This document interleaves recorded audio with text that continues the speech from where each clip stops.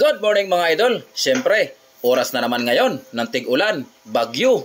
Ang masakit doon, hindi natin maiiwasan na magkaroon ng baha sa mga kalsada at hindi rin natin maiiwasan na ang mga motor natin, ang mga minamahal nating motor, sasakyan ay talaga namang masawsaw sa baha.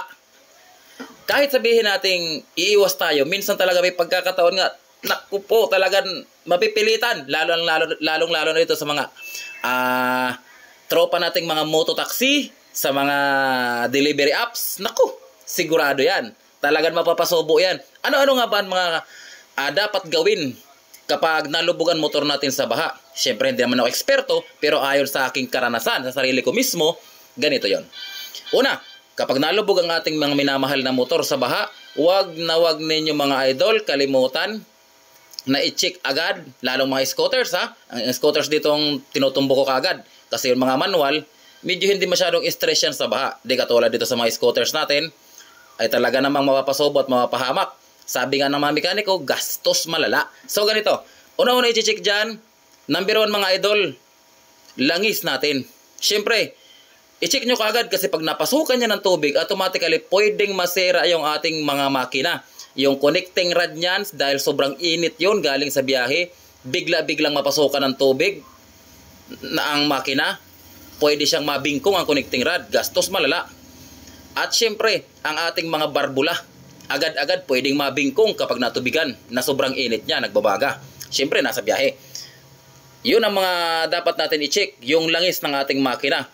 Na syempre, pag nagbago ang kulay ng ating mga langis, kinakailangan agad-agad mag-change oil tayo. Pangalawa, yung gear oil. Sigurado yan kasi napakababa ng level ng lagayan ng ating mga gear oil. 100% yan. Kukulay gatas yan mga idol. Ganun sa akin eh. Siyempre, huwag nyong hayaan na mangyari yon. Agad-agad palitan yung gear oil para naman makaiwas sa mas malaking damage at pagkasira at malaking gastusan na mangyayari para maiwasan yon. Pangatlo, kung kaya nyong buksan, i-DIY ang inyong mga panggilid. Linisan nyo agad yung panggilid dahil dudulas yung mga belt natin. Lalo na kung napasukan pa ng putik, masira kagad yun, gagasgasin niya. Kung kaya nyo lang. Pero kung di nyo naman kaya, pwede naman kayo lumapit sa mga shop natin, sa mga mekaniko, para talagang sigurado kayo. Ako kasi may mga gamit, kaya sinusubukan kong mag-DIY. Dahil may mga gamit ako, like compressor, lahat ng mga tools, kaya kong gawin. Kaya ako mismo nagsasarili, DIY na lang ako. Pero sa mga hindi naman, wala namang kagamitan, siguro, kinakailangan nyo talaga magpunta ng shop, kahit medyo abala. Yun ang mga importante at kailangan mga idol nga dapat unahin. At kapag nagdadrive tayo during sa mga time na nasa baha tayo, nasa oras tayo ng baha, hanggat maaari sana pilitin nyo nga huwag mamatay ang motor habang dahan-dahan kayong tumatakbo.